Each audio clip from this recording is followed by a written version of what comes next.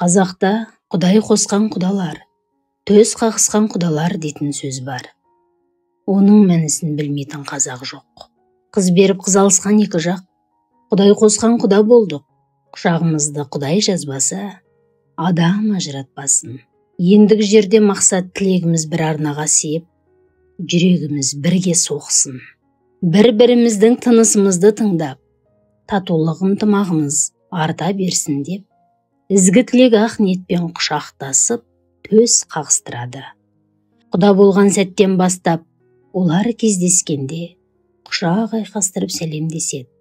Бұлай амандасуының сыйластық пен бірлікке тигізер рухани әсері мол деседі.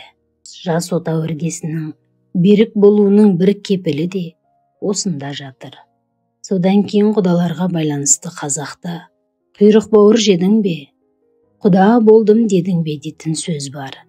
Бұл құдаласу рәсімі болғанымен ерекше, маңызды, астарлы салт. Құдалық үстінде құйрық пен бауырды арнайы сый табаққа салып әкеледі. Оның мәнісін екі құдаға бауырдай жақын, құйрықтай жұмсақ әрі тәтті болыңыздар деп асатады. Дастархан басындағы құдалықтың куәгері болып, қуанышқа ортақтасып отырған барлық қонақтар тегіс ауыз тиеді.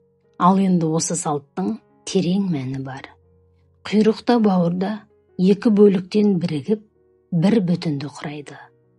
Қыз беріп, қыз алысып, құда болған кісілер енді құйрық пен бауырдай бір бүтін болып, бір-бірімен мейірім татулықта болу керек деген мағынаны береді екен.